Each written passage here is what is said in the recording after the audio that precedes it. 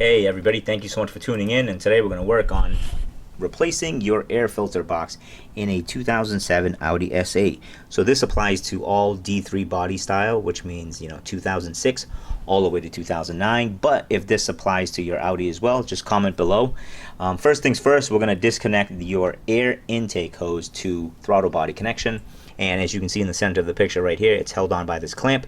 8mm socket or a flathead screwdriver will do the trick. Next thing we're going to do, of course, now is disconnect the canister breather system that is also connected to your air intake hose. This is a simple pull away, so you just got to pull and it comes off. Next thing we'll do is now break the connection between the canister valve as well as your top air box, and it's held on by that little clip. Pull it towards the front of the engine and you're done. Next thing we're going to do is now unclip the electrical connection to your mass airflow sensor right here. Okay, be gentle, please don't break any of the clips. The next thing that we'll do now is there is a hard line that is clipped onto the side of the top of the airbox. I can't be sure what this is, but it's a simple unclip, and now the whole entire top airbox portion is free. There are 5 Phillip head screws that are holding it on, so you just gotta get a long extension, unscrew it, and then you're done. Okay, slide the top of the airbox off.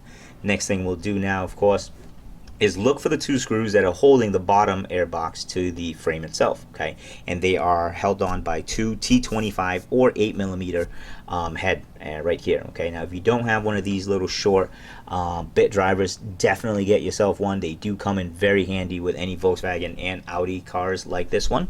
So you want to make sure now, like I said, there are 2 of them. The first one is very visible. The second one is about 4 inches towards the backside of the firewall here. Okay, so this is towards the engine.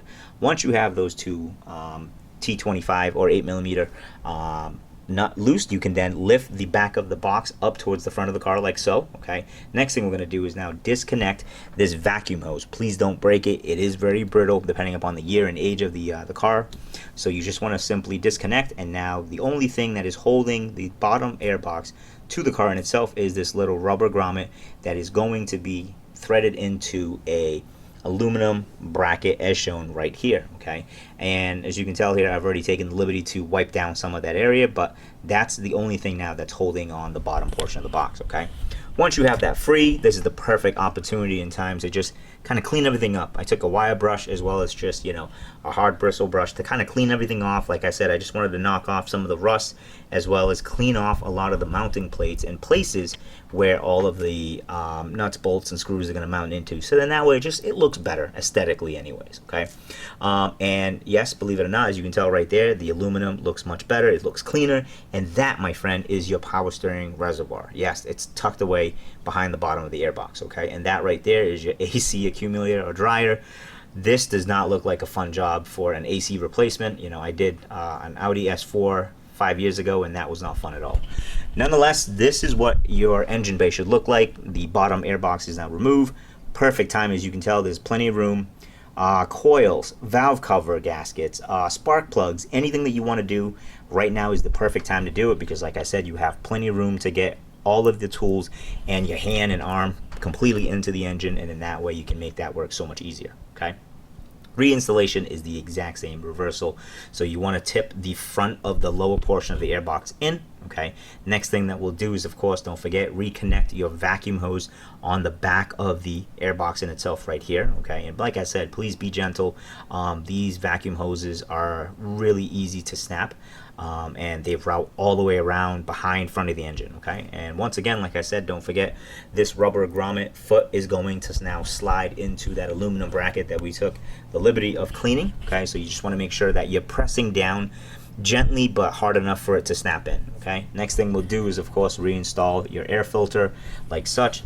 Now the next part is probably where I spent most of my time, because you really want to make sure that the air duct is connected properly to the lower portion of the airbox, because if you don't and there's gaps, now hot air from the engine bay is coming into your air filter. Okay, and that's not what you want. You want cold air coming from the front of the car. Okay, so the air duct you want to just reassemble, and there's a groove that you really can't miss. Okay, that groove now needs to sit perfectly aligned with the lower portion of the airbox in itself right here, as I have my finger pointed. Okay, and like I said, I took probably almost 20 to 25 minutes just making sure that everything was lined up.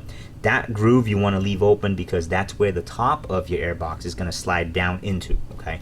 So just make sure, like I said, spend the time that you need to make sure that it's done properly, so then that way you have the peace of mind that cold air from the front of the engine is now coming into the airbox in itself.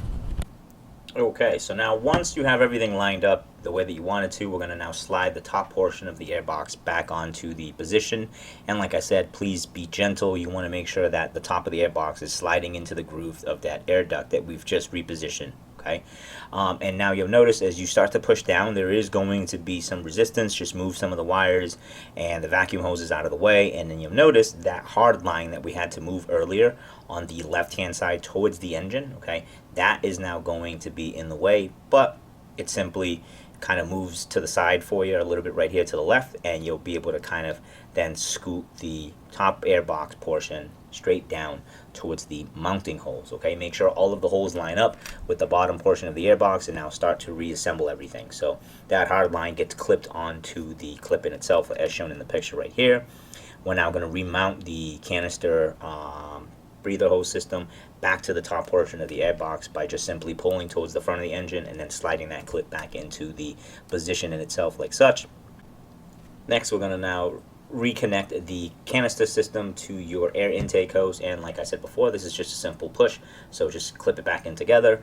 Next connection that we're going to do is reconnecting the air intake hose to the throttle body. Once again, take your 8mm socket and just cinch it closed tight enough, don't put too much muscle on it. And then from there, the last connection that we'll need to make, of course, is reconnecting your mass airflow sensor and then the top portion of your air intake system to the mass airflow sensor. Put your tools away, and that's it. You're done. Okay, I always recommend starting the car just to make sure everything's fired up and there's no check engine lights or codes or anything like that. Okay, all right guys, hope you found that informative. Thank you so much for watching. Appreciate it.